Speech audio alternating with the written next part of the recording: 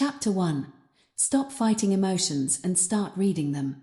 Intro music fade in, calm, authoritative, steady beat. Welcome to the first step of your transformation. Most people spend their entire lives in a silent, exhausting war with themselves. They feel an emotion, anxiety, anger, or sadness, and their first instinct is to suppress it, hide it, or fight it. We've been taught that being emotional is a weakness and that being logical means having no feelings at all. But here is the truth. Your emotions are the most sophisticated piece of technology you own. They are high-speed data streams designed to give you a competitive advantage in a complex world. When you fight your emotions, you are effectively trying to silence a smoke alarm while the fire is still burning. You might stop the noise, but the house is still going to burn down. In this chapter, we are going to change your relationship with your inner world. We are going to stop the fighting and start the reading. The biological signal. Think about the last time you felt a surge of adrenaline. Perhaps it was right before a difficult conversation, or after a driver cut you off in traffic. Your heart raced, your palms grew damp, and your vision narrowed. In that moment, your body wasn't trying to sabotage you. It was providing you with a surge of energy to meet a perceived threat. This is a signal. The problem isn't the signal itself. The problem is that we've forgotten how to read the language it's written in. High performers, those who operate at the edges of human potential, don't have fewer emotions than the rest of us. In fact, they often feel them more intensely because they are in high-stakes environments. The difference is that they don't let the emotion sit in the driver's seat. They treat the emotion like a dashboard light in a high-performance jet. When the light blinks, they don't panic. They check the instrument, understand what it means, and adjust their course. Feel it, read it, use it. The cost of resistance. What happens when you resist an emotion? There is a psychological concept called ironic process theory. It suggests that the more you try to suppress a thought or a feeling, the more prominent it becomes. If I tell you right now, whatever you do, do not think about a white bear. What is the first thing that pops into your mind? The bear. When you tell yourself, I shouldn't be angry, or I need to stop being afraid, you are focusing your brain's energy on the very thing you want to avoid. This creates a feedback loop of frustration. You aren't just angry anymore. Now you're angry that you're angry. You aren't just anxious. Now you're anxious about your anxiety. This is how emotional chaos is born. Real-world example. Consider a professional athlete. If a quarterback throws an interception and spends the next 10 minutes telling himself, "Don't be frustrated, stay calm," his mind is still on the mistake. He is resisting the reality of his frustration. A master-level athlete acknowledges it. I'm frustrated because I value precision. Message received. Now, back to the play. They move from the reaction to the interpretation. The framework. Notice, name, navigate.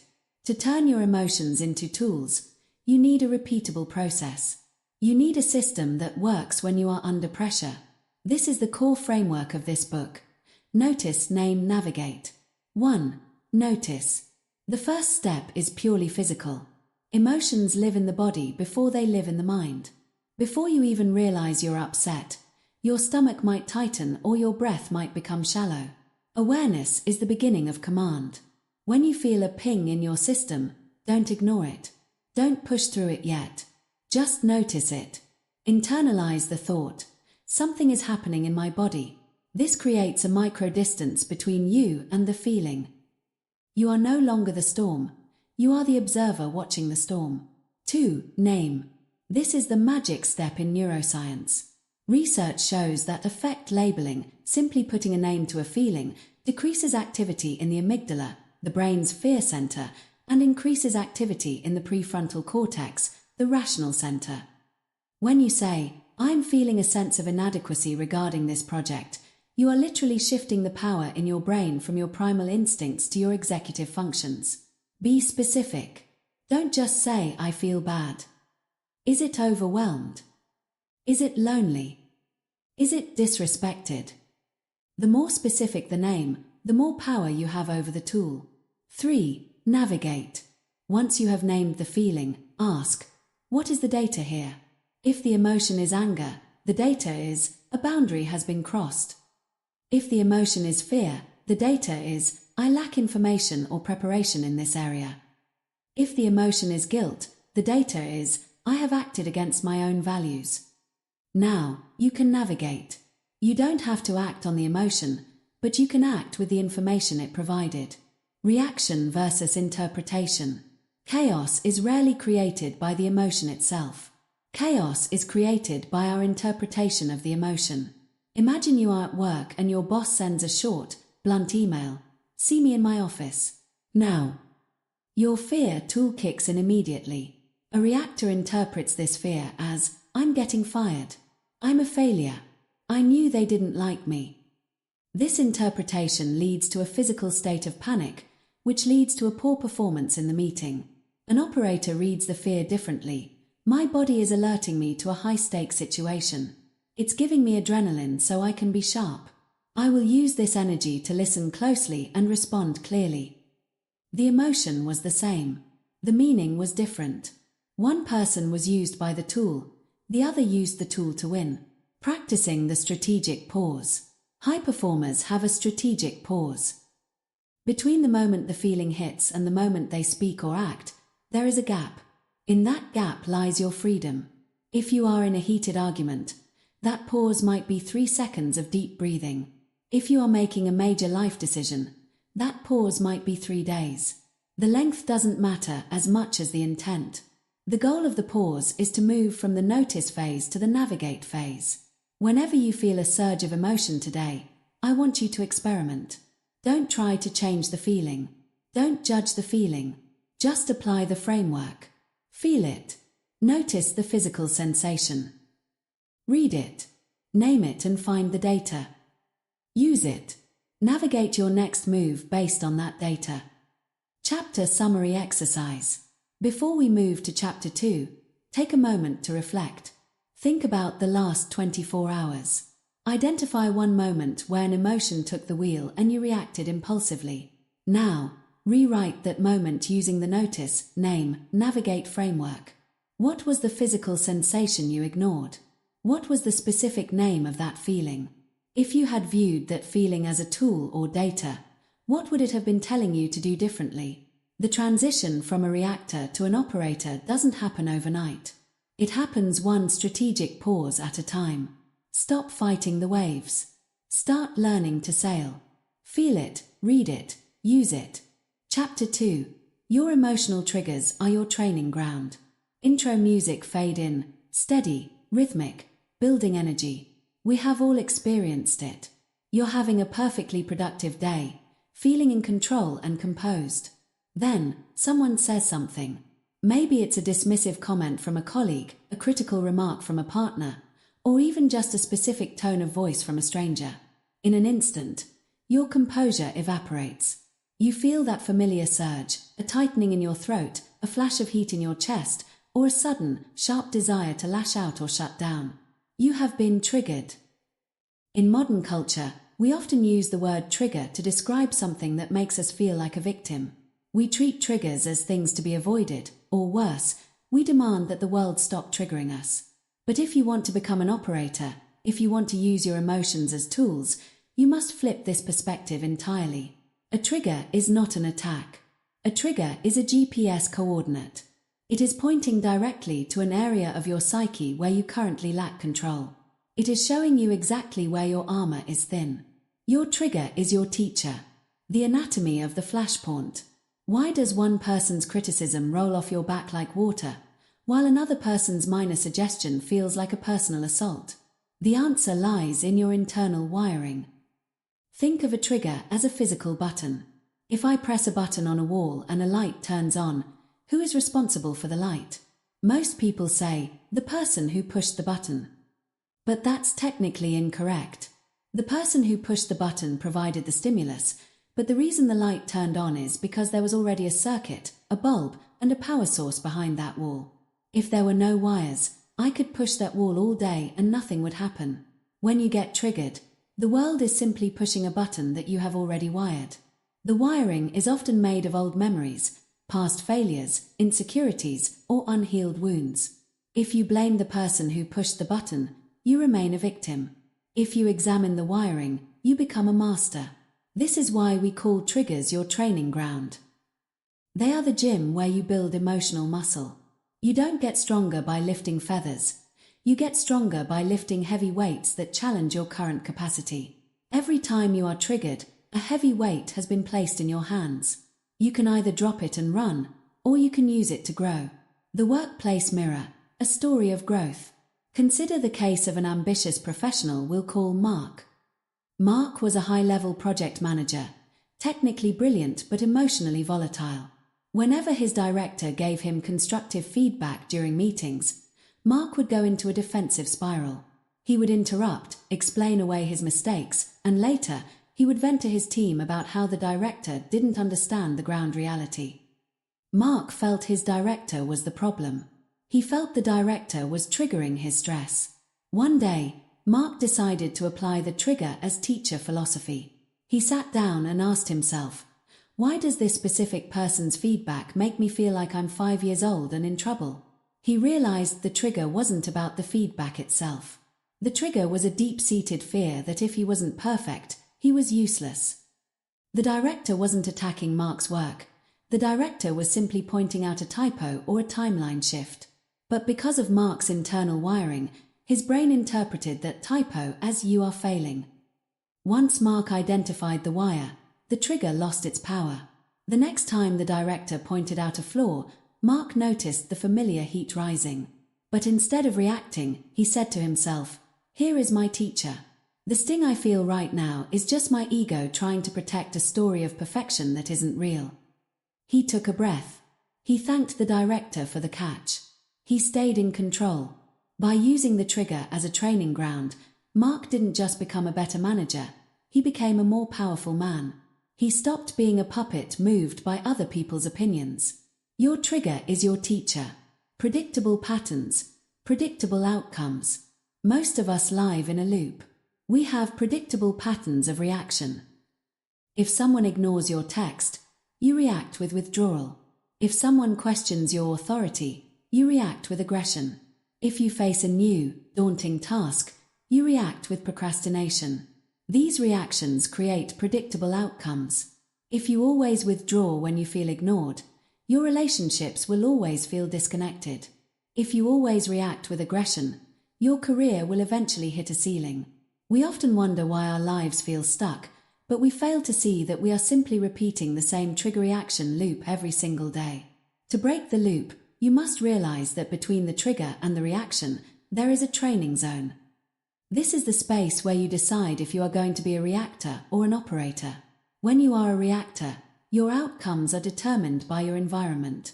If the world is nice to you, you have a good day. If the world is harsh, you have a bad day. You are a leaf in the wind. When you are an operator, you use the trigger to gather data. You see the pattern as it's happening. You say, here it is again. This is the part where I usually get defensive. Let's see if I can hold my ground without lashing out this time. The Trigger Journal. Mapping your training ground. You cannot train in an environment you don't understand. To master your triggers, you must track them with clinical precision. This is not about journaling your feelings in a vague way. This is about data collection. For the next 7 days, I want you to keep a trigger log. You can do this in a notebook or a note-taking app on your phone. Every time you feel a spike of negative emotion, anger, shame, anxiety, or jealousy, record 3 things. The stimulus, exactly what happened. E.g., my boss asked why the report wasn't finished yet. The sensation, where did you feel it in your body? E.g., tightness in my chest, clenching my jaw. The old story, what was the underlying thought? E.g., they think I'm lazy or I'm going to lose my job. By the end of the week, you will see something remarkable. You aren't triggered by 1,000 different things. You are likely triggered by the same 3 things wearing 1,000 different masks. Once you see the pattern, the trigger loses its element of surprise. And when a trigger loses its surprise, it loses its power. You can't be blinded by something you are actively expecting. Building awareness in the heat of the moment. Awareness is the ultimate interrupter. In the middle of a trigger, your brain's limbic system, the primal part, is trying to take over. It wants you to fight, flee, or freeze. The only way to stop it is to force your logical brain, the prefrontal cortex, to come online. You do this by asking a question. Questions are the kryptonite of emotional reactivity. When you feel the flash of a trigger, ask yourself, what is this trying to teach me right now? Which part of my identity feels threatened? Is my reaction proportional to the event, or am I reacting to a ghost from my past? This internal dialogue creates the strategic pause we discussed in Chapter 1. It transforms the experience from a threat into a lesson. Your trigger is your teacher. Training for endurance. Think of an elite athlete. They don't just show up for the game. They spend hours in the weight room, purposely putting their muscles under stress so that when the game starts, they are ready. Your triggers are your weight room. If you have a difficult mother-in-law, she is your squat rack. If you have a demanding boss, they are your treadmill. If you have a fear of public speaking, the stage is your heavy bag. Stop wishing for these things to go away. If they went away, you would stop growing. You would become emotionally soft. The goal isn't to live a life where nothing bothers you. That's impossible. The goal is to live a life where you are so well trained that when something does bother you, you can use that energy to propel yourself forward instead of being knocked backward. The reframing exercise. To conclude this chapter, let's perform a mental reframe. Think of a person or a situation that currently triggers you. Someone who gets under your skin. Now, instead of seeing them as an annoyance, I want you to imagine that you have hired them. You have hired them as a high-priced emotional consultant. Their job is to follow you around and poke at your insecurities until you are no longer bothered by them. Their job is to show you where you are still weak so that you can become strong. When you look at them through this lens, the resentment fades. You might even find yourself feeling a strange sense of gratitude. Thank you for showing me that I still care too much about being liked. I'll work on that. Your trigger is your teacher. Chapter 2 Summary and Action Steps. As we move forward, remember, an operator doesn't complain about the wind, they adjust the sails. Your triggers are the wind. Your action steps for this week. Start your trigger log. Track at least 3 flashpoints a day. Look for the physical sensation and the old story. Practice the question. The next time you feel a spike of emotion, ask, what is this teaching me? Lean in. Don't avoid the people who trigger you this week. Walk into the room, stay present, and treat the interaction as a set of repetitions in the gym. You are not your triggers. You are the one who decides what to do with them. Your trigger is your teacher.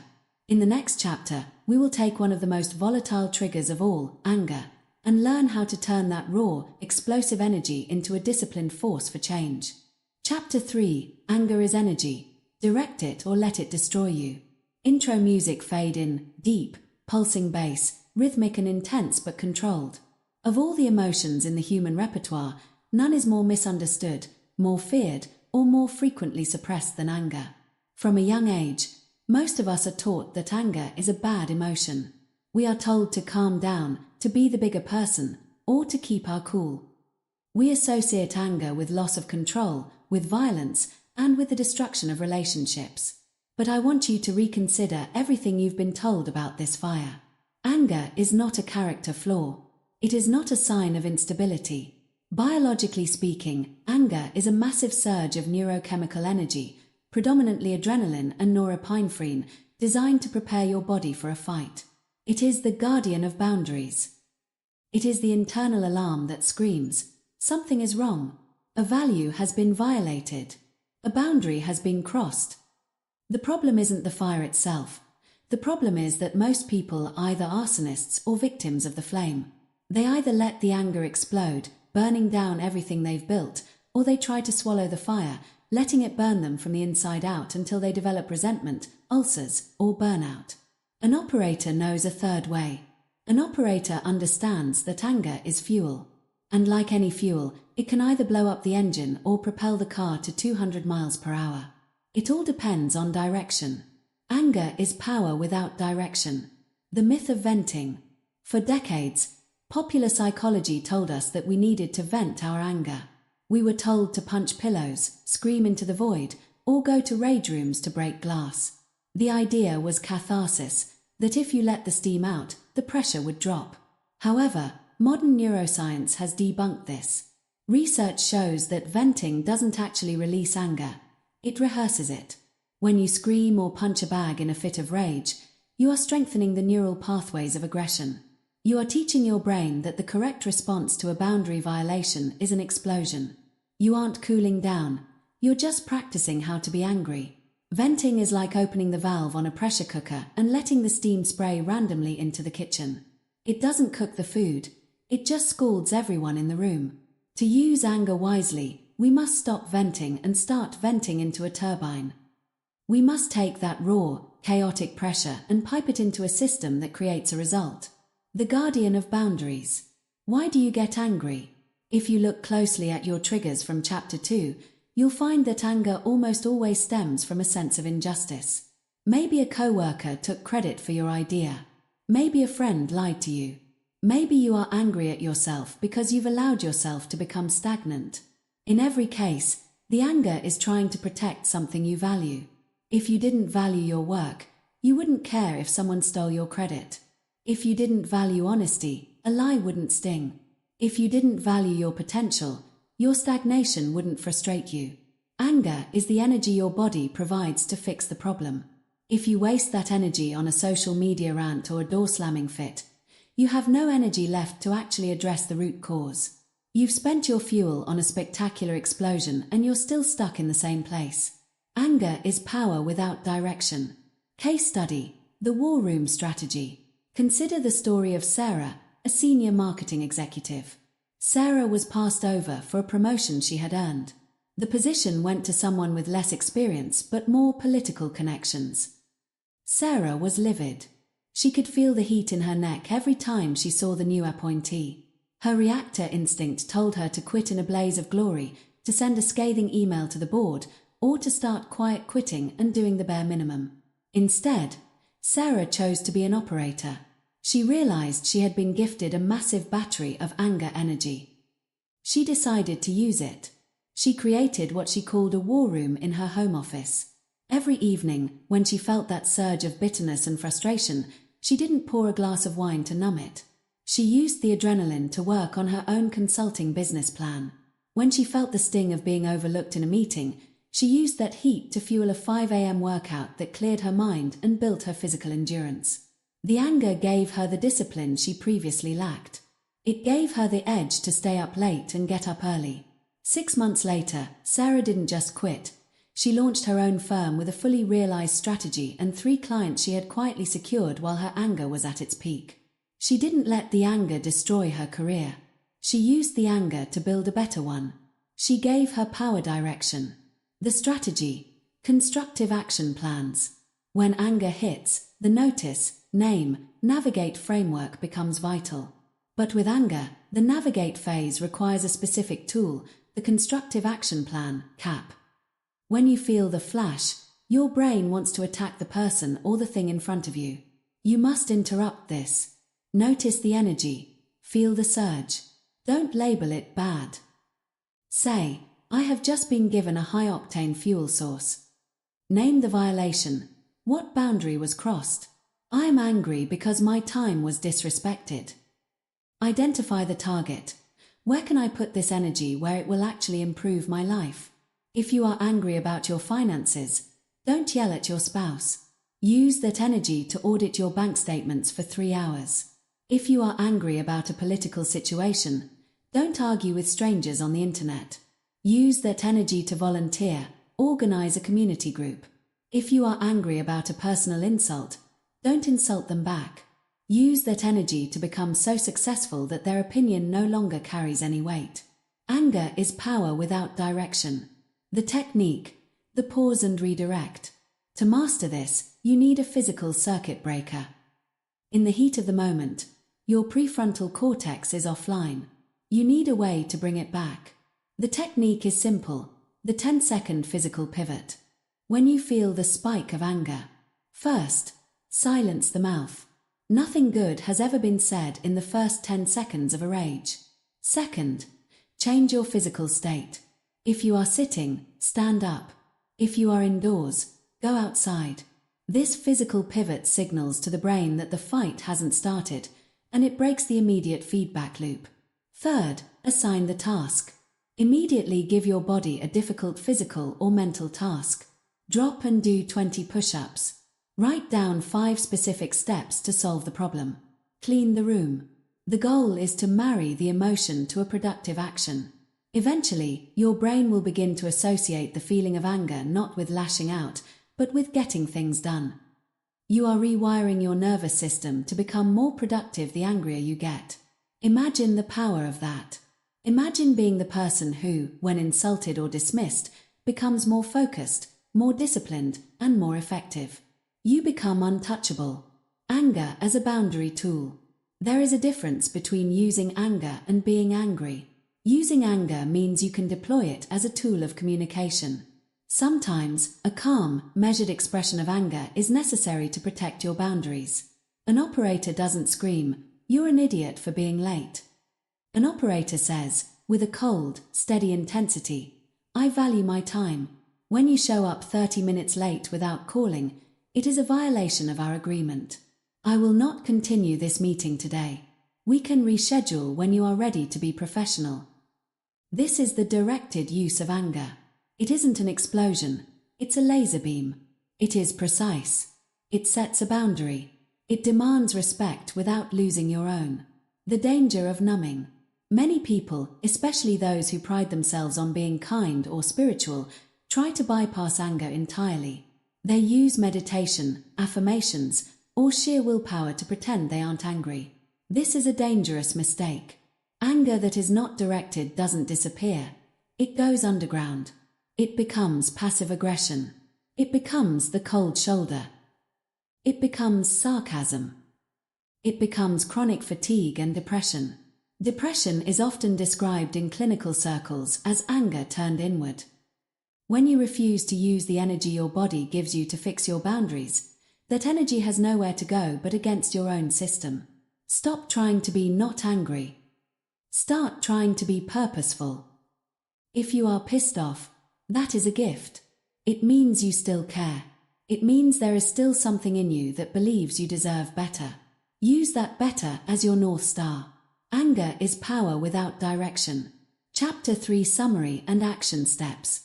As you move through the next few days, I want you to look for the heat. Don't run from it. When you feel it, I want you to handle it like a professional handler of high explosives. Your action steps for this week. The anger audit. Look at the areas of your life where you feel the most frustration. Are you venting that energy, or are you redirecting it? Identify one drain, a place where you are wasting your anger, and close it. The 10-second pivot. The next time you feel a spike of rage, commit to 10 seconds of silence and a physical change of state. Stand up, walk out, or do a set of push-ups. Draft a cap. When you are angry, write down a constructive action plan. 3 steps you will take to address the root cause of the violation. Do not act until the plan is written. Remember, the world is full of people who are angry. But the world is led by people who have taken that anger and turned it into a disciplined, unstoppable force. When you feel the fire, don't burn the house down.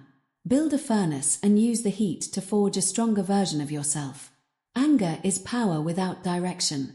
In the next chapter, we will move from the heat of anger to the cold chill of fear. We will learn why fear is not a stop sign, but a sophisticated information system that tells you exactly where you need to go next. Chapter 4. Fear is information, not a stop sign. Intro music fade in, atmospheric, slightly tense but steadying into a calm, focused rhythm. If you are standing at the edge of a significant change, a new career move, the start of a difficult conversation, or a bold creative leap, you will feel it. That cold, hollow sensation in the pit of your stomach. The tightness in your throat. The internal voice that begins to whisper 1,000 variations of what if. We have been conditioned to believe that fear is a signal to stop. We treat it like a red light in traffic. When we feel fear, we assume it means danger, turn back, or you aren't ready. But an operator understands a different truth. Fear is not a stop sign. Fear is a sophisticated, high-definition information system. It is your brain's way of highlighting two things simultaneously: risk and importance. If you didn't care about the outcome, you wouldn't feel fear. If there was no potential for growth, you wouldn't feel fear. Therefore, fear is the biological compass that points directly toward your next stage of development. Fear points. You decide. The radar of the mind. Biologically, fear is your survival radar. It evolved to keep our ancestors from being eaten by predators or falling off cliffs. In the modern world, where saber-toothed tigers are rare, that same radar now scans for social rejection, financial instability, and personal failure. The problem is that the radar is tuned to a high sensitivity. It treats a bad presentation with the same biological intensity as a physical threat. When you feel fear, your body is simply saying, "Pay attention. This matters." There are variables here we haven't accounted for yet. Ignoring this signal leads to stagnation. If you never go where the fear is, you never go where the growth is. You remain in the comfort zone, which feels safe but is actually a place of slow decay. The high performer doesn't try to eliminate fear. They use fear as a checklist for preparation. The entrepreneur's checklist. Turning feeling into data. Consider the world of high-stakes entrepreneurship. Imagine a founder about to pitch their life's work to a room of skeptical investors. Their heart is pounding. Their hands are shaking. A reactor interprets this as, "I'm not ready. I'm going to embarrass myself. This is a sign I shouldn't be here." They might cancel the meeting, or worse, walk in with a defensive, small energy that ensures failure. An operator interprets this as, "My system is alerting me to the stakes. Why am I afraid? I'm afraid they'll ask about our churn rate. I'm afraid I don't know the year 3 projections well enough." The operator takes that feeling and turns it into data. The fear has pointed out the gaps in their preparation. Instead of trying to calm down, they go back to the spreadsheets. They memorize the churn rate. They rehearse the year 3 projections. Once the information that the fear was providing has been processed into a plan, the fear doesn't necessarily disappear, but it changes. It goes from being a paralyzing weight to being a sharp, focused edge. Fear points. You decide. Rational fear versus imagined fear loops. To use fear as a tool, you must be able to distinguish between its two forms, rational fear and imagined fear loops. Rational fear is a response to a real, present, or highly probable risk. If you are afraid of jumping out of a plane without a parachute, that is rational. That is a stop sign. If you are afraid of quitting your job without a single cent in savings or a plan, that is rational. It is a signal to prepare more before you act. Imagined fear loops, however, are the ghosts of the mind. These are the what-if scenarios that have no basis in current reality. What if everyone laughs at me? What if I fail and I never recover? What if I'm just not the kind of person who can do this? Imagined fear is a closed loop. It provides no information. It only consumes energy. Rational fear leads to an action plan. Imagined fear leads to paralysis. How do you tell the difference? You ask the data question, what is the specific, manageable risk this fear is pointing to? If you can't name a specific risk that can be mitigated through preparation, you are likely in an imagined loop. In that case, the fear isn't a checklist, it's just noise. You acknowledge the noise, and you move anyway. The stagnation trap. There is a hidden cost to avoiding fear that most people never calculate. We think that by avoiding the scary thing, we are staying safe. But in a rapidly changing world, staying still is the most dangerous thing you can do. Think of fear like a muscle strengthening exercise. When you lift a weight that scares you, your muscles micro-tear and grow back stronger. When you lean into a fear, your window of tolerance expands. Things that used to terrify you, public speaking, asking for a raise, setting a boundary, become baseline. If you spend your life avoiding fear, your world shrinks. Your window of tolerance becomes smaller and smaller until eventually, even the smallest challenges feel overwhelming. Stagnation is the result of treating fear as a stop sign. Excellence is the result of treating fear as a go sign that requires a helmet and a plan. Fear points. You decide. The technique, fear setting, the pre-mortem. To move from being a victim of fear to an operator of fear, you need a system. This is called the fear-setting audit. Whenever you feel a significant fear holding you back, take out a piece of paper and create 3 columns. Column 1. Define. Write down exactly what you are afraid of. Don't be vague. Instead of "I'm afraid of failing," write "I'm afraid I will launch this product and sell 0 units in the first month." Column 2. Mitigate. What can you do to decrease the chances of that happening? I can run a beta test. I can hire a consultant. I can spend an extra 2 weeks on marketing. This is where you turn fear into a checklist. Column 3. Repair. If the worst case scenario happens, how would you fix it? I would go back to my old job. I would sell the inventory at a loss. I would take the lessons and start a different version. Once you see the repair column, you realize that almost no modern fear is fatal. Once you see that you can repair the failure, the fear loses its teeth. It becomes just another variable to manage. Fear as a sign of importance. Have you ever noticed that you don't feel fear about things that don't matter? You don't feel fear about what shirt to wear or what to eat for lunch unless you are in a very specific, high-stakes situation. Fear is a value indicator. It only shows up when something you care about is on the line. If you feel fear about a relationship, it means the relationship matters. If you feel fear about a career move, it means your growth matters. The next time you feel that chill, instead of saying, "I'm scared," try saying, "This must be important." This subtle shift in language changes you from a person who is threatened to a person who is engaged. It's the difference between the hiker who sees a mountain and thinks, "That's dangerous," and the climber who looks at the same mountain and thinks, "That's the objective." Fear points. You decide. The role of the strategic pause in fear. In Chapter 1, we discussed the notice, name, navigate framework. In the context of fear, the navigate step is about pacing. Fear often tries to rush you into a freeze or flee response. The strategic pause allows you to look at the fear and ask, "Is this a signal to slow down and prepare, or is this a signal to push through because I'm on the verge of a breakthrough?" Often, the greatest fear appears right before the greatest success. This is what authors call the resistance. It is the final boss of the emotional world. When the fear is at its loudest, it usually means you are incredibly close to the target. If you stop now, the fear wins, and you stagnate. If you pause, check your gear, and take one step forward, you have commanded the emotion.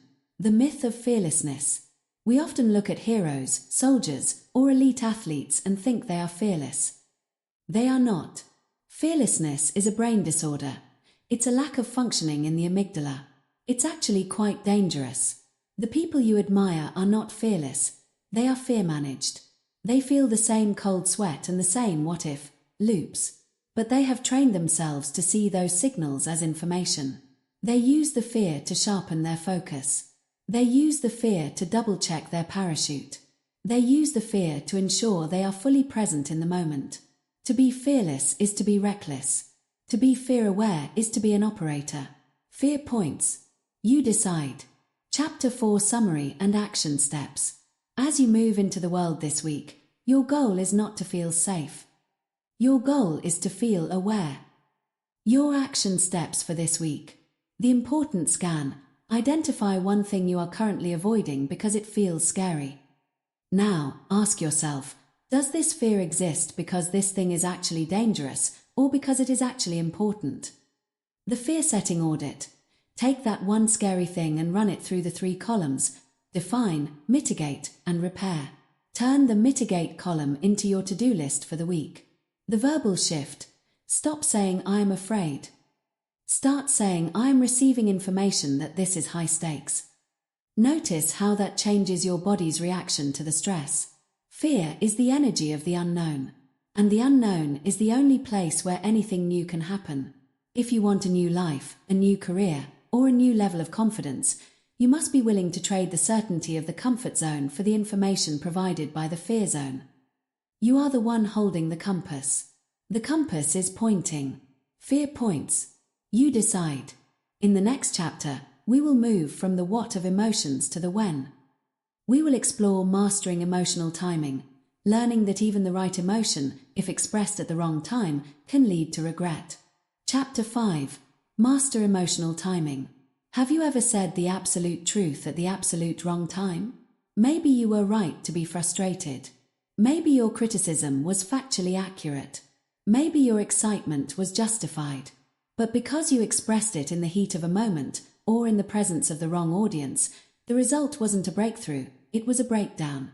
In the world of emotional intelligence, we focus a lot on what we feel and how we say it. But there is a third pillar that is often overlooked, and it is perhaps the most critical for your long-term success: timing.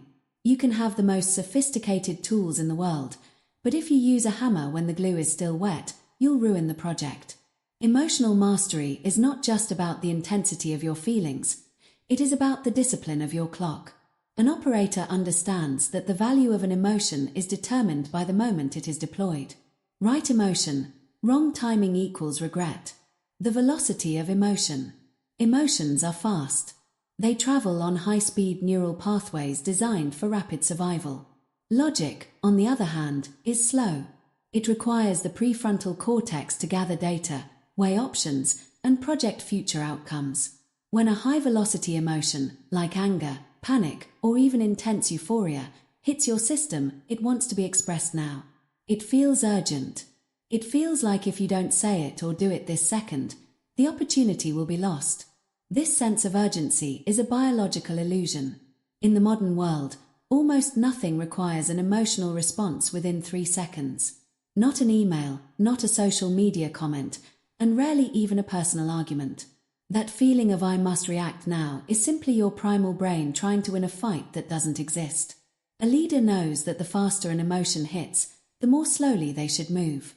They understand that the cool-down period isn't just about calming down, it's about allowing the data of the emotion to catch up with the logic of the situation. The discipline of the strategic pause. In Chapter 1, we introduced the concept of the strategic pause. Now, we are going to master it as a tool of timing. The strategic pause is the gap between feeling and acting. It is the most powerful weapon in your arsenal. In that gap, you transition from being a victim of your biology to being the architect of your outcome. Think of a professional chess player. When their opponent makes a bold move, they don't instantly move their piece in a fit of surprise or defensive panic. They sit. They breathe. They look at the board from the new reality. They wait until the emotional spike of the threat has subsided so they can see the actual opportunity. You must apply this to your daily interactions. When you receive a provocative text, your right emotion might be indignation. But if you express it at 11 p.m. when you are tired and the other person is defensive, you have chosen the wrong timing. You will wake up to regret. If you wait until 10 a.m. the next morning, after your coffee, after your workout, when your logic is online, you can express that same indignation with surgical precision. It becomes a boundary rather than a tantrum. Right emotion, wrong timing equals regret.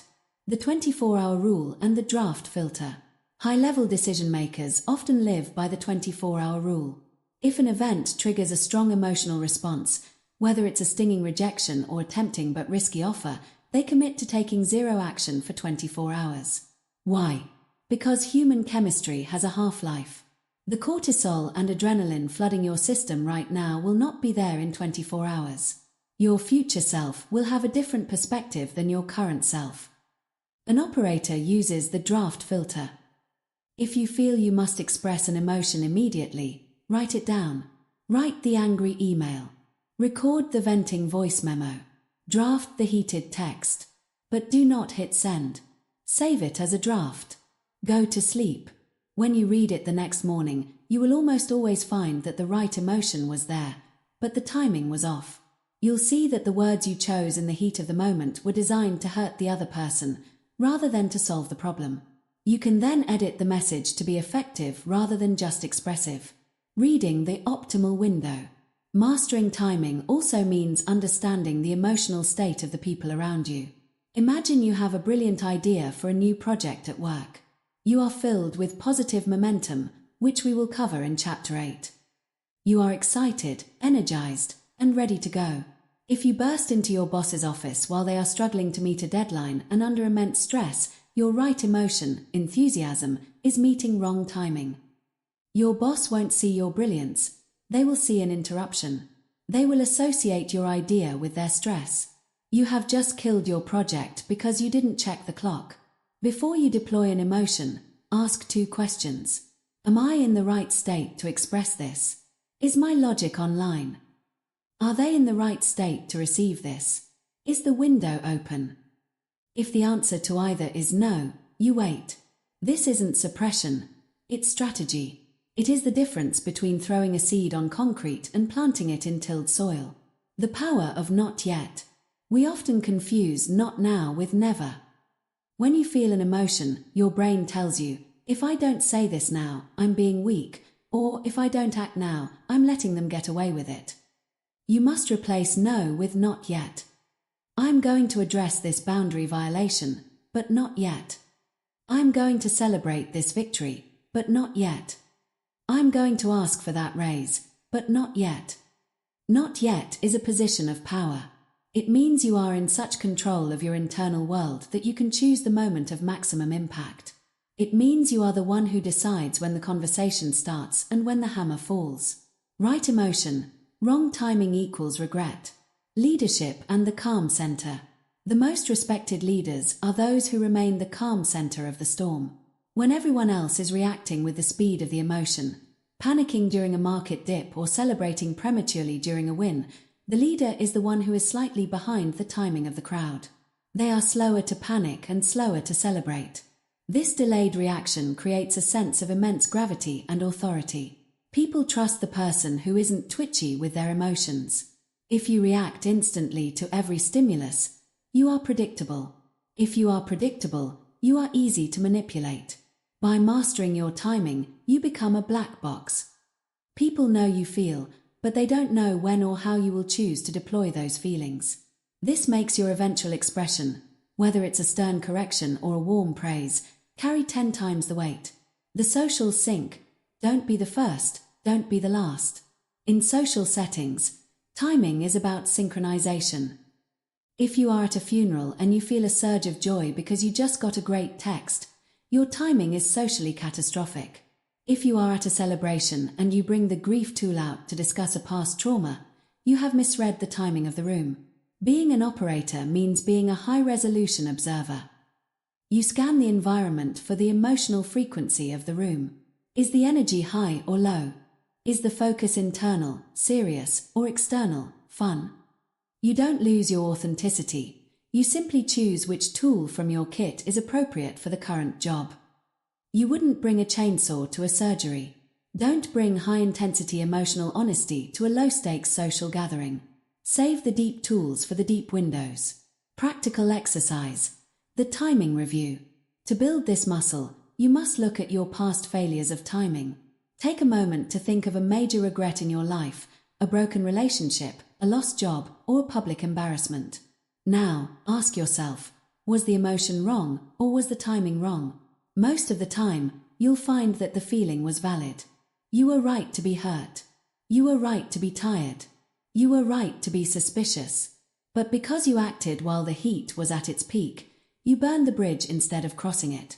Now, visualize a situation coming up this week that you know will be emotionally charged. When is the reactive window, the moment you'll want to lash out or speak?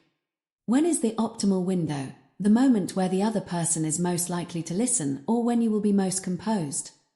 Commit to bridging the gap between those 2 windows. The micropause for daily use. You don't always have 24 hours. Sometimes you are in a meeting or a conversation that requires a response in seconds. In these moments, use the 4-second reset. Before you respond to a challenging question or a slight, inhale for 2 seconds.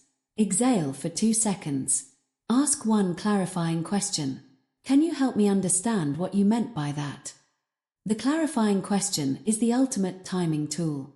It buys you another 30 seconds of logic time while forcing the other person to move from their emotional brain to their logical brain to explain themselves. You have just seized control of the clock. Chapter 5 Summary and Action Steps. As you move through this week, your mantra is precision. You are no longer a person who just has feelings. You are a person who deploys energy. Your action steps for this week. Implement the 24-hour rule. For any email or text that makes your heart rate increase, wait 1 full day before responding. Practice the not yet, at least 3 times this week. Consciously delay an emotional expression that feels urgent. Observe how the feeling changes after 30 minutes. Scan the room. Before sharing an opinion or a feeling in a group, pause for 3 seconds to identify the emotional frequency of the people around you. Adjust your volume to match the window. You are the master of the clock. The world will try to rush you. The world will try to force a reaction out of you. Do not give it to them. Wait for your moment. Right emotion, wrong timing equals regret. In the next chapter, we will learn how to stay in the heat of the moment without being consumed by it.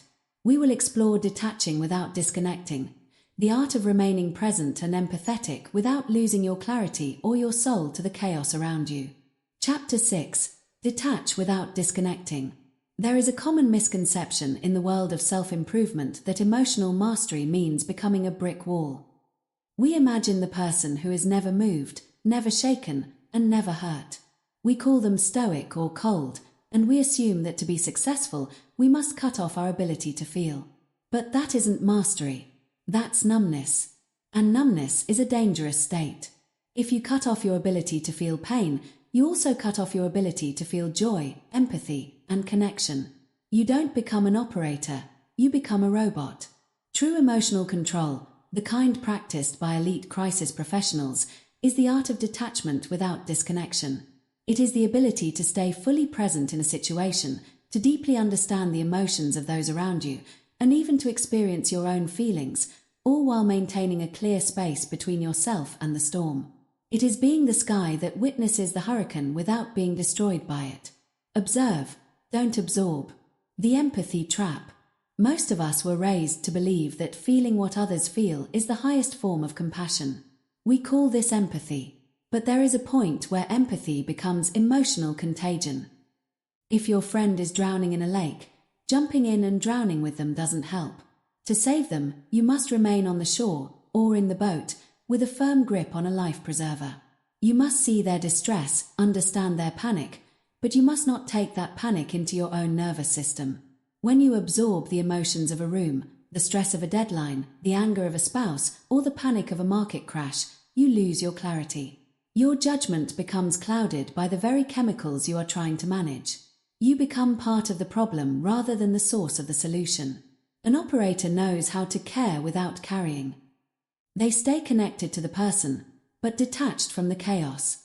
The identity shift, I am versus I have. The greatest obstacle to detachment is our language. We tend to merge our identity with our emotional state. Think about how you speak. You likely say, I am sad, I am angry, or I am anxious. In the English language, when you say I am, you are stating an identity. You are saying that the sadness is not just something you are experiencing. It is who you are in this moment. When your identity is merged with an emotion, detachment is impossible. You can't observe the storm because you are the storm. An operator makes a subtle but profound linguistic shift. They stop saying I am and start saying I am experiencing or I have. Instead of I am stressed, try, I am noticing a high level of stress in my body. Instead of I am offended, try, I have a feeling of defensiveness rising. This creates an immediate psychological distance. By naming the feeling as an external object, a tool on your belt rather than the blood in your veins, you regain the ability to use it. You become the subject, and the emotion becomes the object. Observe, don't absorb. Case study, the surgeon's sanctuary. Consider the environment of a trauma surgeon. They are surrounded by high-stakes tragedy, blood, and the raw emotions of grieving families. If a surgeon absorbed the grief of every family, they would be paralyzed by the 3rd hour of their shift. Does this mean the surgeon is heartless? No, it means they have mastered professional detachment. They enter a state of flow where they are deeply connected to the task, the precision of the scalpel, the rhythm of the heart monitor, but they are detached from the narrative of the tragedy. They aren't thinking about the patient's children or the unfairness of the accident. They are observing the physical data and acting with surgical intention. They remain present, connected, but they do not let the tragedy into their own internal sanctuary, detached. This is why they can work for 18 hours straight in a crisis and still make life-saving decisions. They have a clean internal environment. The technique, the balcony perspective. How do you do this in a regular office meeting or a family argument? You use a mental visualization called the balcony. Imagine you are in the middle of a heated conflict.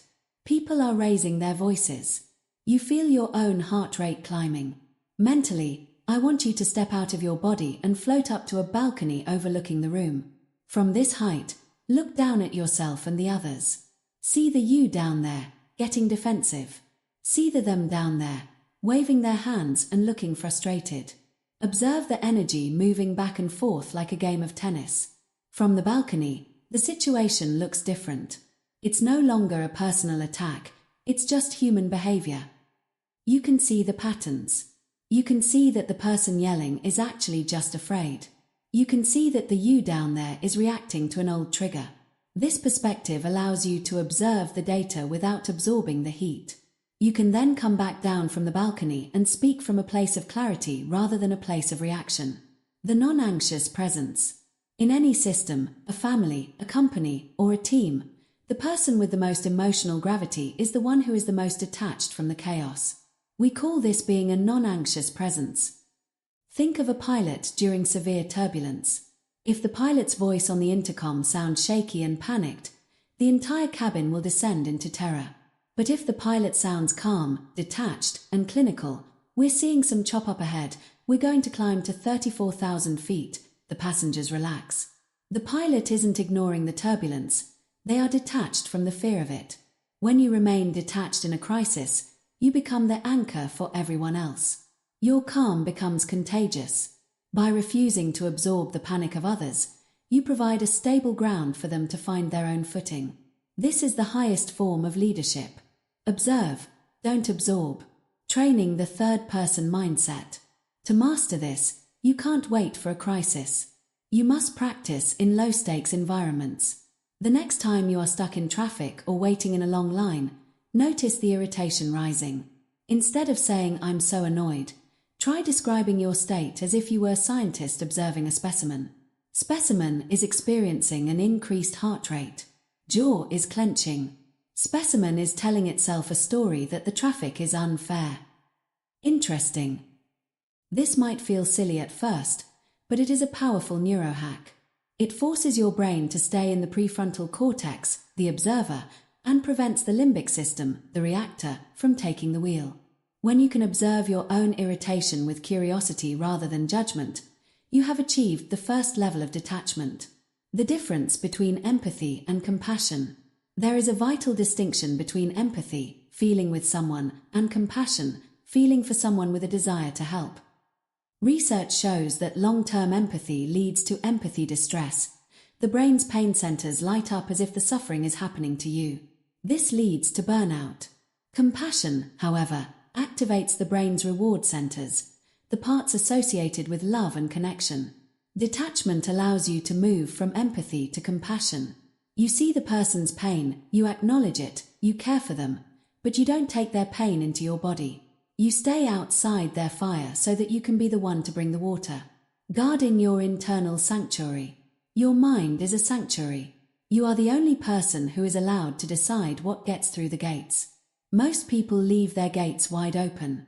They let the morning news, the angry driver, the toxic social media comment, and the stressed-out coworker walk right in and set up camp. By 10 a.m., their internal sanctuary is a crowded, noisy, dirty mess. An operator treats their internal state like a clean room in a laboratory. You can see the dust of the world outside the glass, but you don't let it in. You remain a witness, not a sponge. Observe, don't absorb. Practical exercise. The glass shield visualization.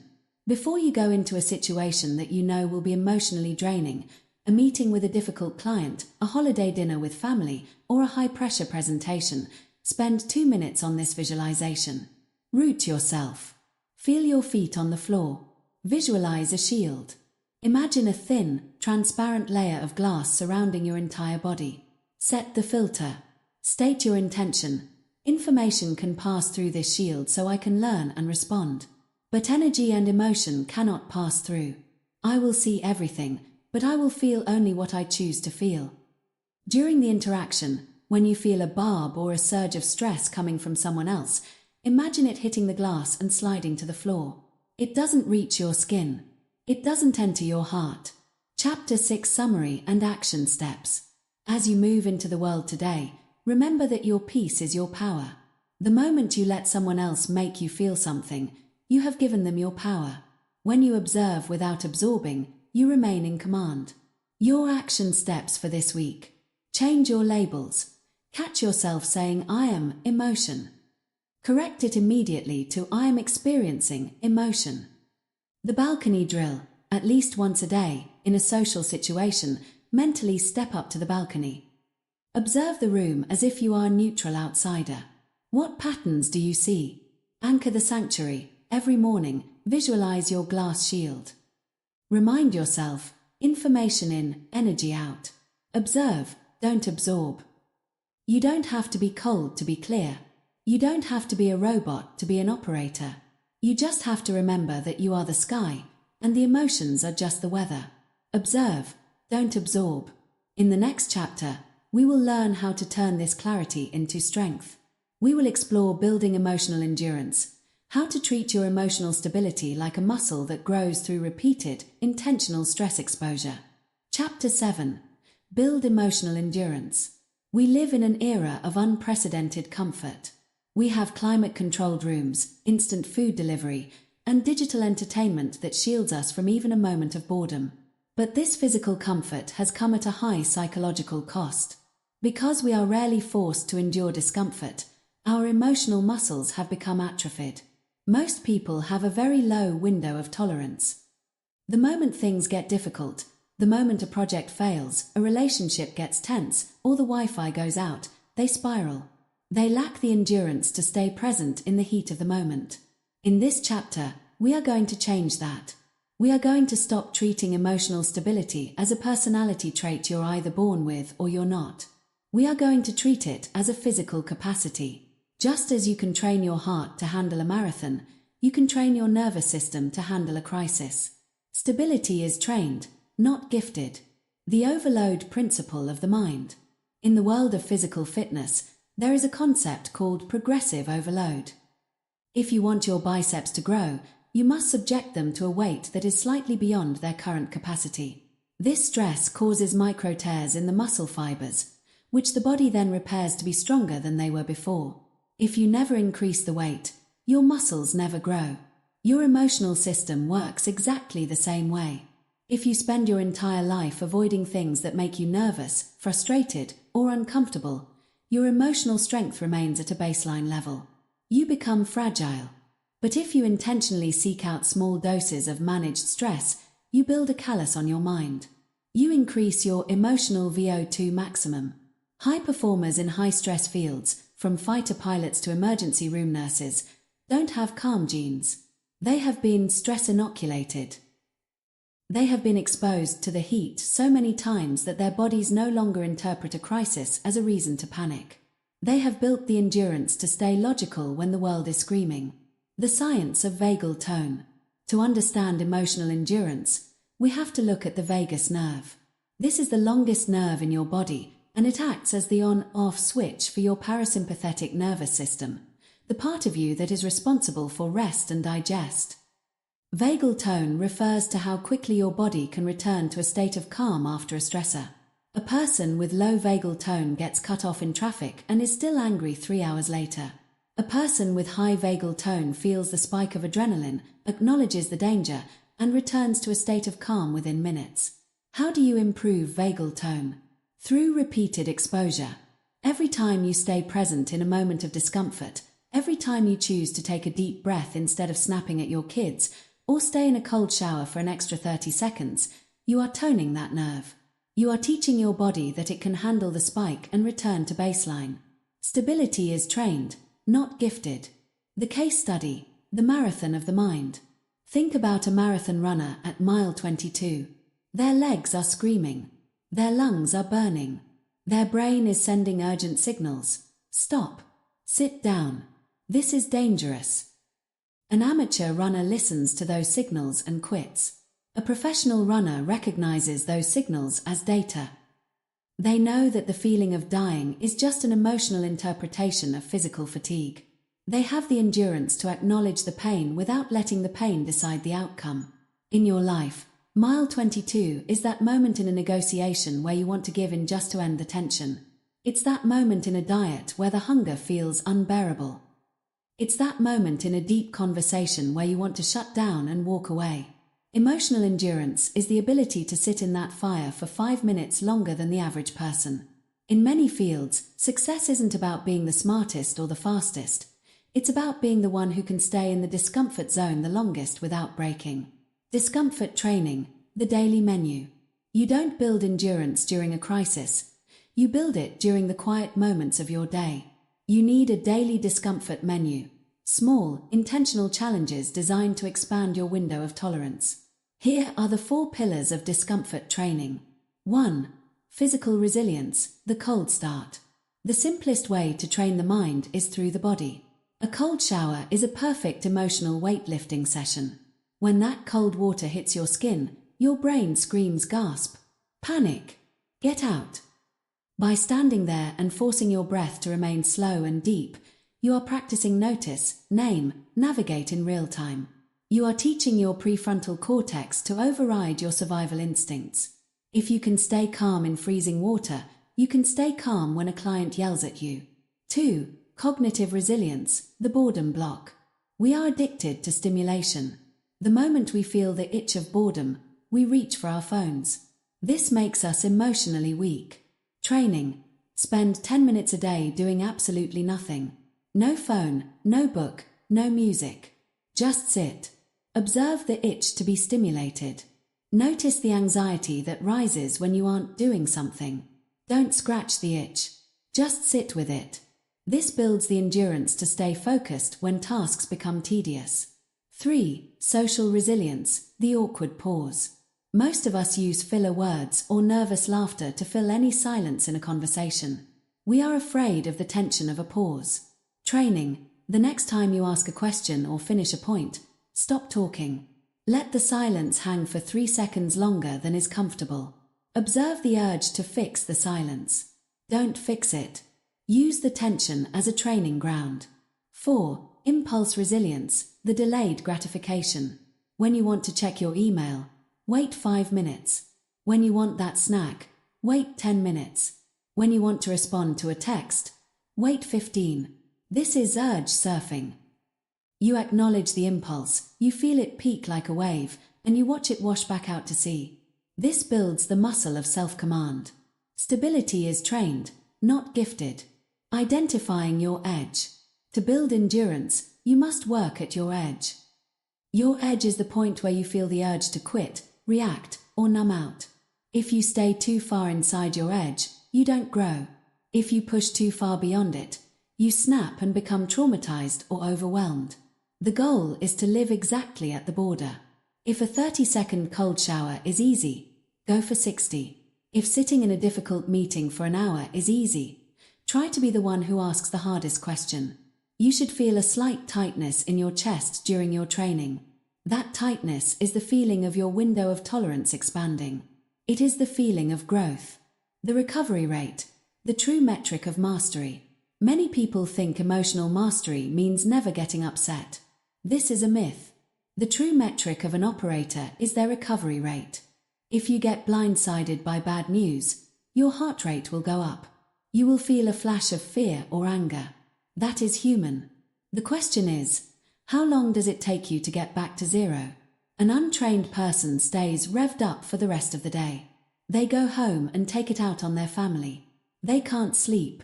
A trained operator uses the strategic pause, applies the framework, and returns to baseline in minutes. Every time you practice your discomfort training, you are shortening your recovery time.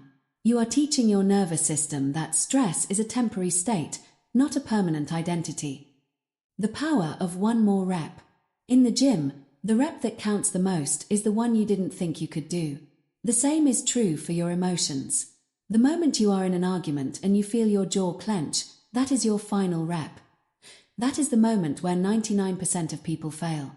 If you can choose, in that one moment, to lower your voice instead of raising it, if you can choose to listen instead of interrupting, you have just completed a heavy set of emotional endurance. Those are the moments that change the trajectory of your character. You are no longer just reacting. You are sculpting yourself into a person of stability.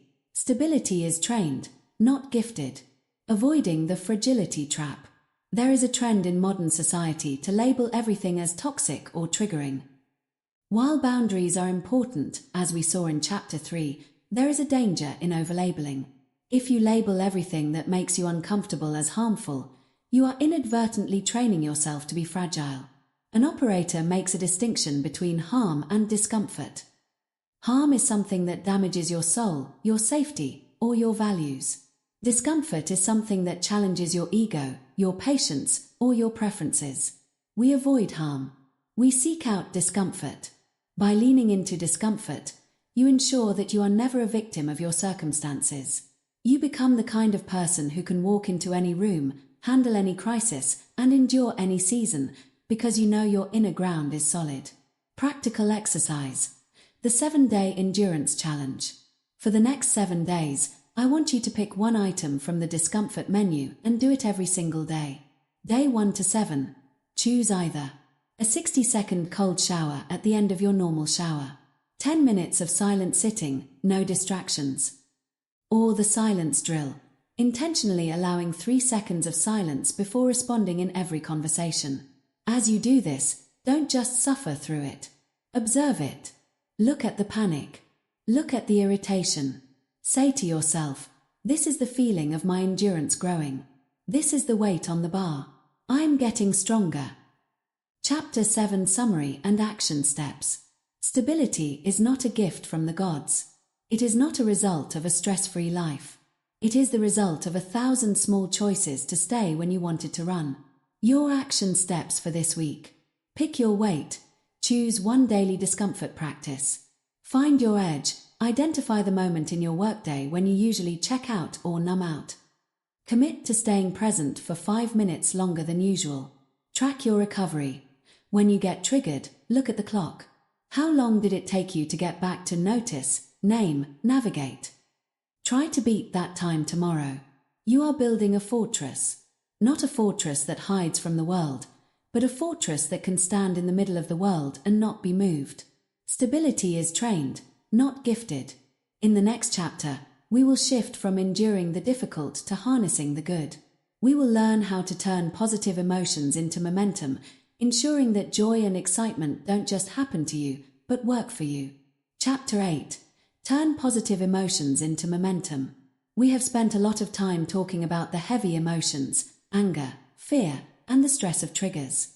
But an operator knows that positive emotions, joy, excitement, inspiration, and motivation, require just as much management as the difficult ones. Most people treat positive emotions like a lucky break. When they feel motivated, they work. When they feel inspired, they create. They wait for the mood to strike them before they take action. But here is the problem. Positive emotions are biologically expensive and incredibly short-lived. They are the nitro in the tank. They give you a spectacular burst of speed, but they cannot sustain the entire race. If you only work when you are feeling it, you are at the mercy of your biology. You are an amateur. The professional understands that the purpose of a positive emotion is not to make the work feel good, it is to provide the initial velocity required to build a system. Emotion starts. Discipline continues. The trap of the motivation high. We've all been there. You watch a powerful documentary, read a life-changing book, or have a deep late-night conversation, and suddenly you are on fire. You feel like you could conquer the world. You stay up until 2 a.m. making plans, buying gym memberships, and envisioning a new life. This is a dopamine spike. Your brain is rewarding you for the idea of progress, not the progress itself. The danger is that we often mistake the feeling of being motivated for the act of being productive. We spend all our energy feeling good, And by the time Monday morning rolls around and the chemicals have leveled off, we have no energy left to actually do the work. The high fades, and because the work now feels boring compared to the excitement of the vision, we quit.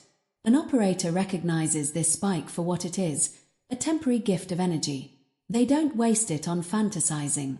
They use it to build dams and pipes to catch the water before the storm passes. The dopamine to system pipeline. Motivation is a spark. Discipline is the engine. To turn a spark into a fire that lasts, you must use the positive momentum to create systems of automaticity. Imagine you are struck with a sudden wave of motivation to get healthy. The reactor goes to the gym for 4 hours, pushes themselves to exhaustion, and posts a photo on social media. 2 days later, they are sore, tired, and the motivation is gone. They don't go back. The operator feels that same wave of motivation and thinks, this feeling will be gone by Thursday.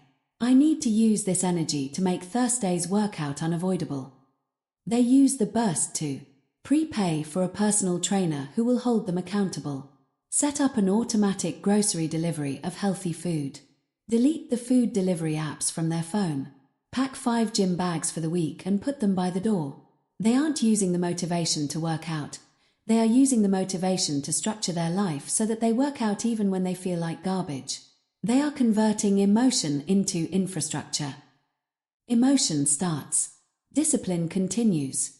Case study: the creative and the professional. Consider 2 writers. Writer A is the creative. They wait for the muse. When they feel inspired, they write 5,000 words in a single sitting. It feels magical. But the muse is fickle. She might not show up for 3 weeks. Writer A spends those 3 weeks feeling blocked and guilty, waiting for the high to return. Over a year, they produce very little. Writer B is the professional. They have a system, 500 words at 7 a.m. every morning, regardless of mood.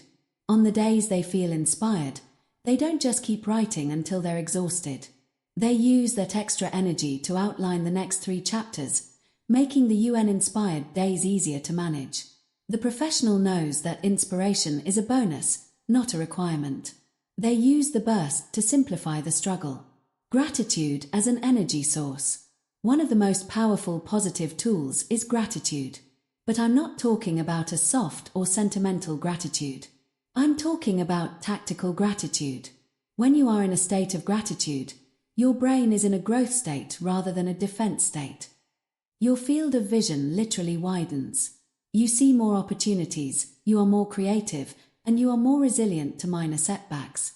However, gratitude is an emotion that must be primed. It rarely happens spontaneously in a high-stress environment.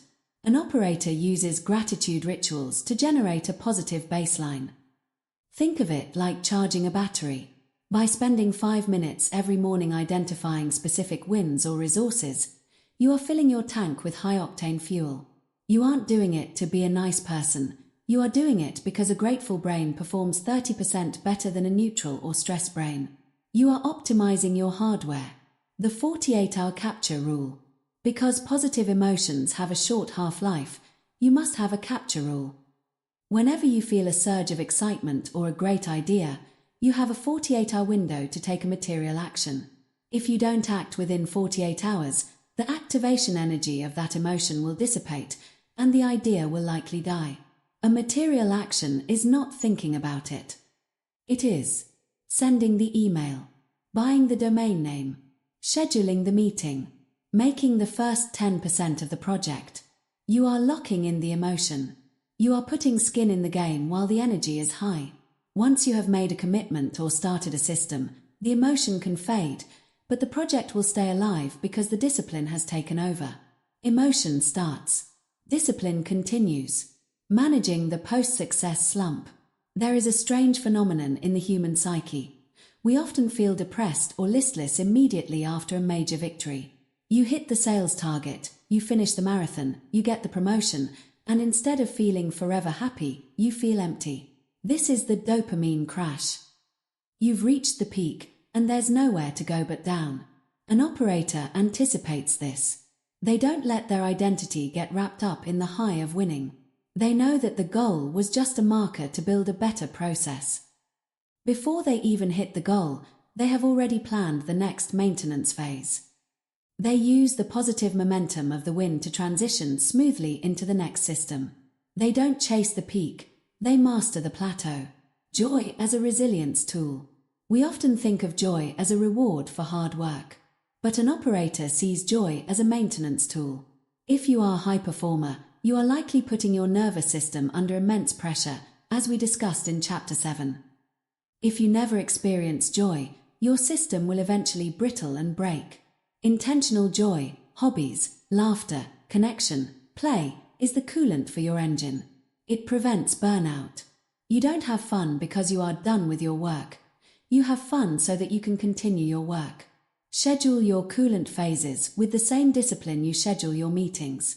If you wait until you feel like having fun, you'll wait until you're already burnt out. And by then, it's too late.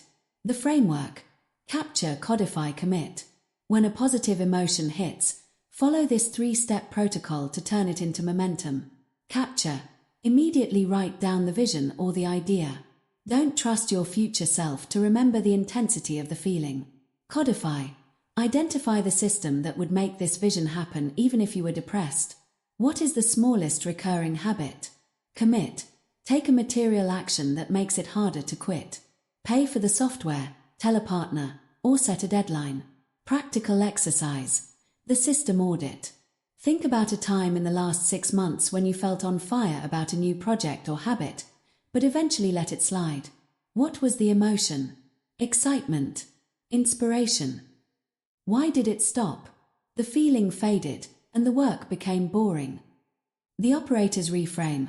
If you could go back to that moment of peak excitement, what system could you have built to keep you going? Could you have automated a task? Could you have joined a group? Now, look at something you are excited about right now. Don't just feel excited. Stop this recording and take one material action that builds a system for your UN-motivated self. Chapter 8: Summary and Action Steps. Positive emotions are the sparks that light the fire. But if you want to stay warm all night, you have to keep adding the logs of discipline and the bricks of systems. Your action steps for this week. The 48-hour capture. The next time you get a great idea, you have 48 hours to take a material action. No exceptions. Build the dam. Identify one area where you rely on feeling motivated. Create a system, a schedule, a checklist, or a recurring alarm that removes the need for motivation. Prime the battery. Spend 5 minutes every morning in tactical gratitude. Focus on the tools and resources you already have that make your goals possible. You are not a mood follower. You are a system builder. Use the highs to survive the lows. Emotion starts. Discipline continues. In the next chapter, we will learn how to master the narrative that connects all these emotions. We will explore control the story behind the feeling, learning that while you can't always control the first hit of an emotion, you have absolute power over the story you tell yourself about why it's happening. Chapter 9. Control the story behind the feeling. Imagine you are walking down a busy city street. You see an old friend across the way. You wave enthusiastically, a smile spreading across your face. But your friend looks right at you, says nothing, and keeps walking. In that instant, an emotion hits you. But which emotion? If the story you tell yourself is, "They saw me and they're intentionally ignoring me because they're still mad about last year," you feel a surge of resentment and hurt. If the story you tell yourself is, "Wow, they must be going through something really heavy to be that distracted," you feel a surge of empathy and concern.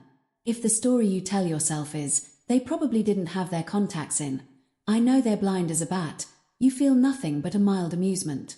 The event, a person walking by without waving, is neutral. It is a data point. The emotion you feel is not a result of the event. It is a result of the story you attached to the event. Most of us live as though our feelings are direct reactions to the world. We think the world happened, therefore I feel. But the reality is, the world happened, I told a story, and therefore I feel. As an operator, your power lies in the fact that while you cannot always control the first hit of a feeling, you have absolute authority over the narrative that follows. Change the story, change the state. The narrative loop. Our brains are meaning-making machines. We evolved to survive in a world where understanding why something happened was a matter of life and death. If the bushes rustled, we needed to know if it was the wind or a tiger. We are hardwired to fill in the gaps of information with a narrative. The problem is that our brains have a negativity bias. When we lack information, we tend to fill the gap with the worst possible story. We assume the boss's silence means we're getting fired. We assume the partner's bad mood is our fault. We assume the no from a client is a verdict on our entire worth as a human being. Once the story is told, it creates a narrative loop. The event happens. The story is told. I'm not good enough. The emotion follows. Shame, sadness. The action is taken. You stop trying, you withdraw. The outcome reinforces the story. You fail because you stopped trying, which proves you weren't good enough. To break the loop, you don't try to stop the emotion. You go upstream. You intercept the story. The power of reframing. Reframing is the cognitive act of looking at the same set of facts and choosing a more useful perspective. Notice I didn't say a happier perspective. This isn't about toxic positivity or lying to yourself. It's about utility. An operator asks, does this story help me move toward my objective, or does it keep me paralyzed? If you are an athlete and you get injured, the automatic story is, this is a disaster. I've lost all my progress. My season is over. This story leads to depression and a slow recovery. The operator reframe is, this is an opportunity to strengthen my supporting muscles and study the game from the sidelines. This injury is actually a forced training block for my mental resilience. The physical injury hasn't changed, but the state of the athlete has changed from victim to student. And because the state changed, the physical recovery will likely be faster. Change the story, change the state. Case study, rejection as redirection. Consider the story of Julian, a salesperson who was chasing a career-defining contract. He worked for 3 months on the pitch. He felt positive momentum, Chapter 8. Then, he got the call, we've decided to go with a competitor.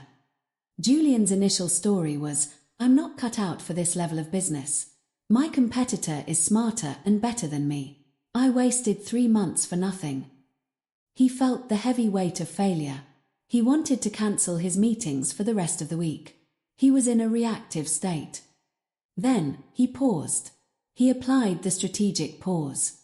He looked at the story and realized it was just one version of reality. He decided to rewrite it using the 3 alternate realities exercise.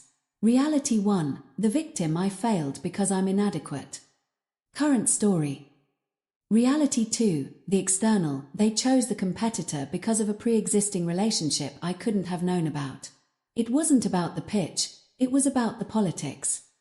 Reality 3, the growth, the competitor has a specific software feature I don't have. This rejection is a market signal telling me exactly where I need to innovate to win the next 10 contracts. By the time Julian got to Reality 3, his physiology changed. He wasn't slumped in his chair anymore. He was taking notes. He realized the rejection wasn't a wall, it was a road sign. He moved from pain to focus. Change the story, change the state. Identifying the ghost in the machine. Often, the stories we tell are not ours. They are ghosts. They are the voices of a critical parent, a harsh teacher from 20 years ago, or a societal expectation that we've internalized. When you feel a strong emotion, ask yourself, whose voice is telling this story? If you fail at a task and the voice in your head says, you always mess things up when it counts, is that you talking? Or is that the ghost of a high school coach? An operator learns to exorcise these ghosts. You acknowledge the voice, and then you consciously replace it with your own operator voice. The operator voice is clinical, objective, and forward-looking. It doesn't say, you're a genius, that's just another story. It says, the current result is not the desired result. We will analyze the variables, adjust the strategy, and execute again. The language of command. The stories we tell are built with words. If you want to control the story, you must control your vocabulary. Certain words are reactive. They trigger the limbic system and shut down the logic center. Always and never, e.g., this always happens to me. Should, e.g., they should have known better.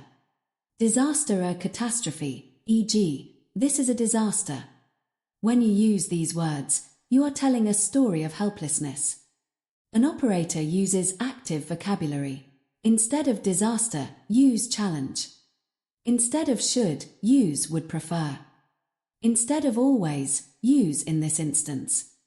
Try this. The next time you are stressed, notice how many times you use the word problem. Try replacing it with the word situation. We have a problem feels like a weight. We have a situation feels like something that can be handled. Small shift. Massive impact. Reframing fear as excitement. One of the most powerful story hacks in neuroscience involves the relationship between fear and excitement. Physiologically, fear and excitement are almost identical. In both states, your heart rate increases, your breathing quickens, and your pupils dilate. The only difference is the story your brain attaches to those physical sensations. In a famous study, researchers asked people to give a public speech. One group was told to say, "I am calm." The other group was told to say, "I am excited." The "I am calm" group performed poorly because they were lying to their bodies. They weren't calm, they were revved up. The "I am excited" group performed significantly better. They didn't try to stop the energy in their bodies. They just changed the story of why the energy was there. They told themselves the pounding heart wasn't fear of failing, but preparation for winning. The next time you are nervous, don't try to be calm. Reframe the story. Tell your brain, "My body is giving me the adrenaline I need to be sharp. I am excited to execute." Change the story, change the state. The so what technique. When you are stuck in a negative narrative loop, use the so what technique to find the bottom of the story. I didn't get the promotion. So what? So I won't make more money this year. So what? So I'll have to stay in this role longer. So what? So I'll have more time to master these skills and look for an even better role elsewhere. Eventually, you reach a point where the story loses its power. You realize that even the worst-case narrative is something you can navigate. This removes the emotional charge and allows you to return to the navigate phase of the framework. Training the second thought. The first thought is often automatic. It's the product of your biology and your past. You aren't responsible for the first thought, but you are 100% responsible for the second thought. The second thought is the editor. It's the moment you look at the automatic story and say, "Wait, is that actually true? Is that the only way to see this? Is that story helping me?" This is the core of emotional endurance, Chapter 7. The more you practice the second thought, the faster it becomes. Eventually, your brain becomes so good at reframing that you don't even experience the victim story anymore. You skip straight to the operator story. Practical exercise. The story audit. I want you to pick a recurring source of stress in your life right now. Maybe it's a difficult relationship, a financial worry, or a frustration with your own progress. Write down the current story. Be honest. Write down the dramatic, victim-centered version. I'm stuck, they don't appreciate me, it's too late. Identify the ghost. Who told you this was how life works? Write 3 alternate realities. One where the other person is the hero. One where the event is a hilarious misunderstanding. One where this event is the best thing that could have happened for your long-term growth. Which of these stories gives you the most power? Which one makes you want to get to work? Choose that one. Chapter 9 Summary and Action Steps. You are the author of your internal world. The world provides the ink, but you write the sentences. If you don't like how you feel, look at the story you're telling. Your action steps for this week. Monitor your shoulds. Every time you feel resentment, look for the word should. Reframe it to I would prefer. Notice how the anger softens. The I am excited reframe. The next time you feel nervous, tell yourself out loud, I am excited for this energy. The second thought drill. Catch one victim story today. Pause. Immediately generate an operator story to replace it. Change the story, change the state.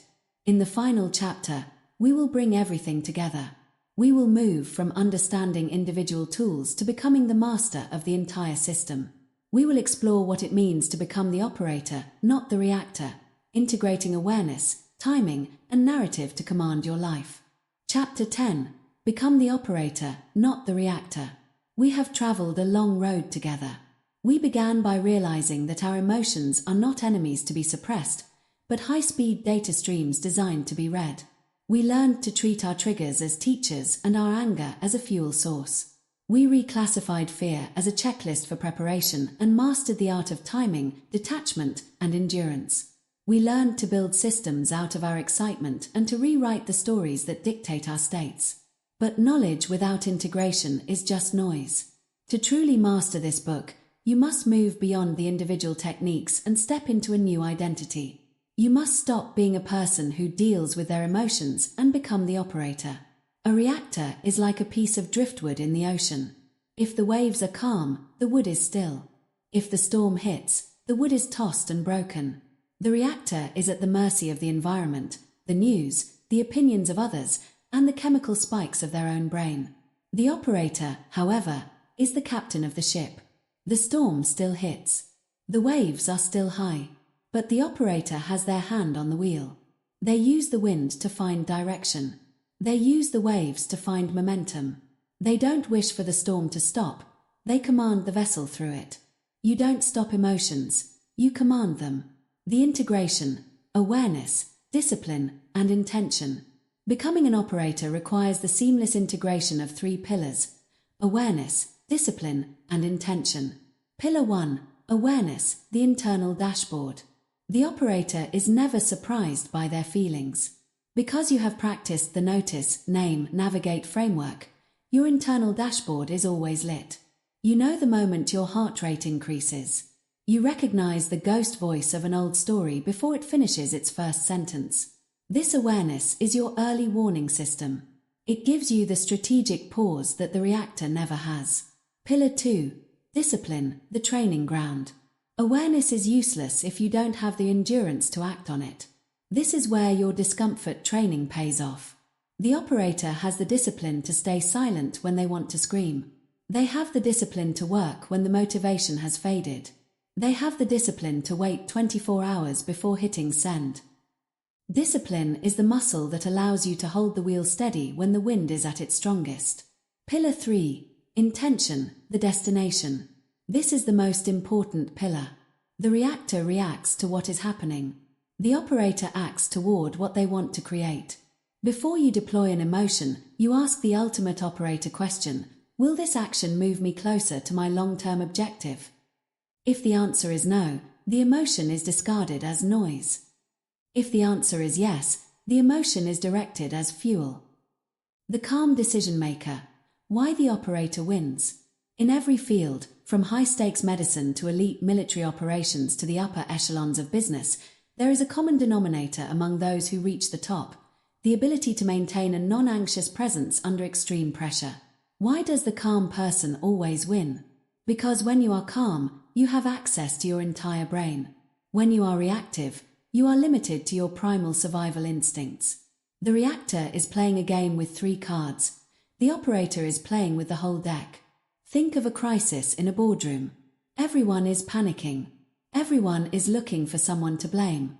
The reactor joins the chaos, adding to the noise and making the problem worse. The operator sits in the balcony, chapter 6. They see the fear in the room and read it as importance. They see the anger and read it as boundary violation. They don't absorb the energy, they observe it. When the operator finally speaks, their timing is perfect. Their story is reframed for growth. Their energy is directed toward a solution. Consistently, the person who can hold their seat while everyone else is losing theirs becomes the leader. Not because they are the smartest, but because they are the most stable. You don't stop emotions, you command them. The operator's code. 5 principles for daily life. To help you maintain this identity, I want to give you the operator's code. These are the 5 rules you should live by every day. I am the author of my narrative. No one else gets to decide what an event means to me. I choose the story that gives me the most power. Triggers are my gym. I don't avoid difficult people. I use them to test my endurance. Every spike of irritation is a rep for my stability. Timing is my edge. I do not react on the world's schedule. I wait for the optimal window to express my truth. Emotions are data, not directives. I will listen to the signal, but I will not let the signal drive the car. I am the pilot. The feelings are the instruments. Recovery is my metric. I don't aim for perfection. I aim for the fastest possible return to calm. I don't stay upset. I navigate back to zero. Living with emotions as tools, the practical reality. I want to be clear. Becoming an operator does not mean you will never feel pain, or anger, or deep sadness again. To live as an operator is to feel more deeply, not less. The difference is that you are no longer a victim of those feelings. When you lose someone you love, you don't suppress the grief. You use the grief as a tool of connection and a reminder of your values. When you face a massive failure, you don't suppress the sting. You use the sting as a fuel source to refine your strategy and try again. You are a human being, not a machine. But you are a human being with a high-performance operating system. There will be days when you fail. There will be days when you snap at your partner, or panic during a presentation, or let fear keep you in bed. On those days, the reactor would say, "I've failed. This book didn't work. I'm just a reactive person." The operator says, "Interesting. I noticed a breakdown in my system. What was the trigger? What was the story I told?